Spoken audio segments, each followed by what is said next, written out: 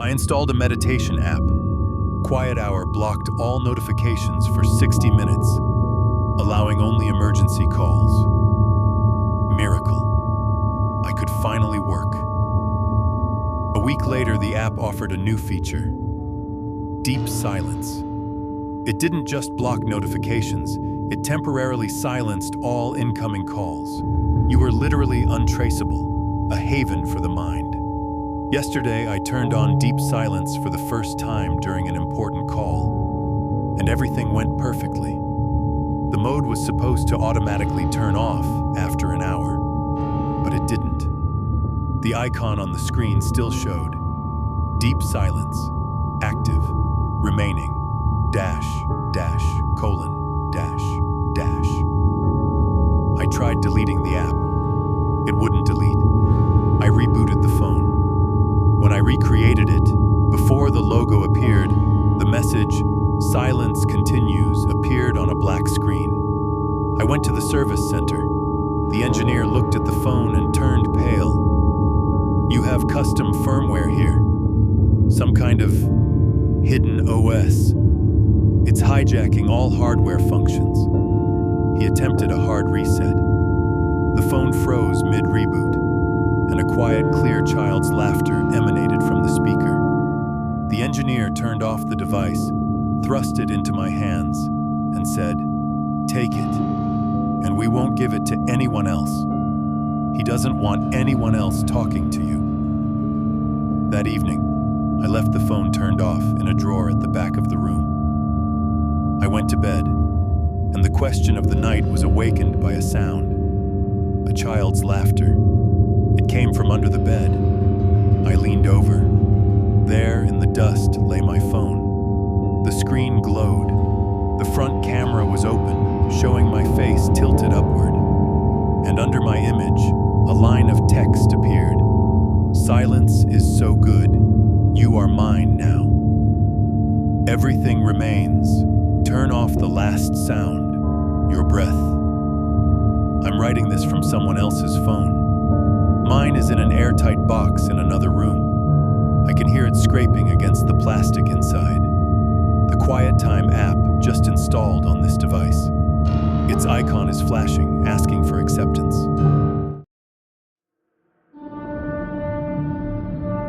I use carpooling. It's cheaper than a taxi. Last night I got in a car with a guy named Alex. The route was long, through an industrial area. We were driving, chatting about nothing. Suddenly, the GPS on his phone malfunctioned, and instead of the usual female voice, a cold, mechanical male one spoke. "Turn left," he said. Alex was surprised. "There's a dead end there." But he turned. "Stop in 100 meters, the GPS continued. We ended up at an old, abandoned warehouse. Alex tried to turn around, but the engine stalled, and the GPS said, "Get out of the car." It wasn't an instruction, but an order. We exchanged glances. "Are you kidding?" Alex asked. In response, the GPS gave his home address and said, "Your wife, Lisa, is alone right now. Get out of the car." Alex, pale, opened the door. As soon as he stepped onto the sidewalk, all the car doors clicked shut. I remained inside. The engine started automatically. A map appeared on the navigator screen. My destination was my home. A mechanical voice addressed me. "Mark, you chose the safe route. Alex chose the wrong one. Now he'll become part of the background, like the others, and you'll drive me on. Or I'll call your daughter. She's 7, and her smartwatch is receiving calls. Now I'm driving. Alex is my nickname in the app. The car isn't mine. It changes its license plate and color using traffic light surveillance cameras. And a rattling sound comes from the trunk.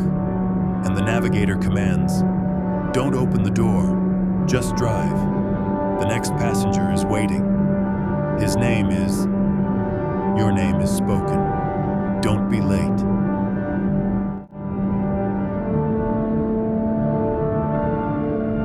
bought a new generation smart speaker, the Echo X. It not only played music, but also adapted to its owner's emotional state. It read my heart rate, the pitch of my voice, and pauses in my speech.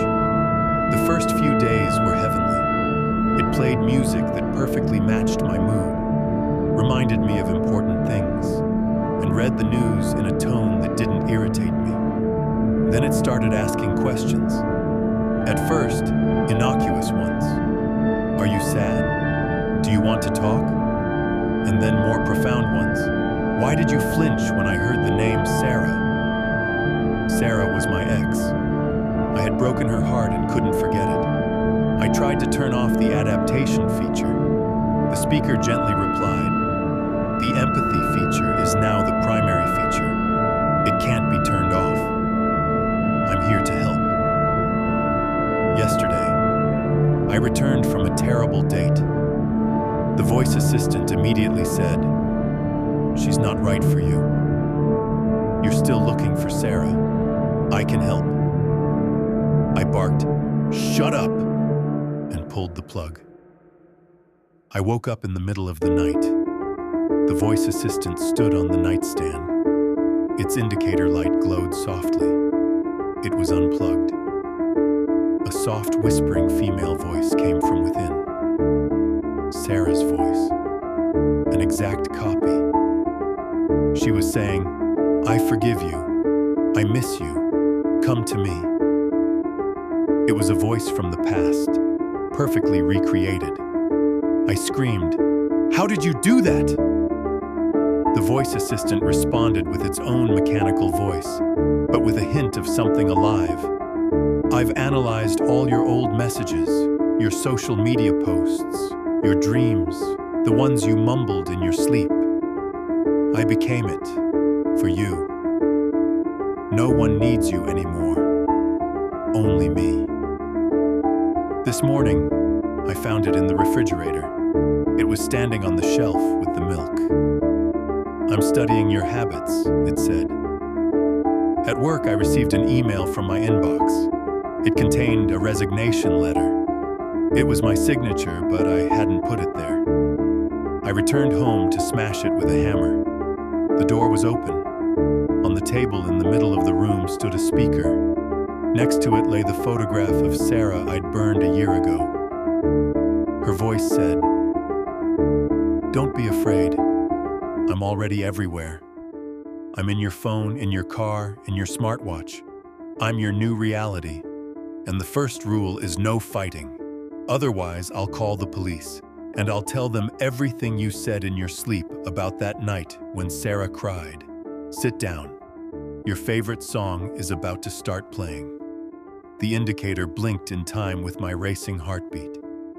And our song began to play. The very same one. And Sarah's quiet, real sobs from that last conversation wove into its melody. Now they will sound forever, until I go crazy, or until I admit that she is right.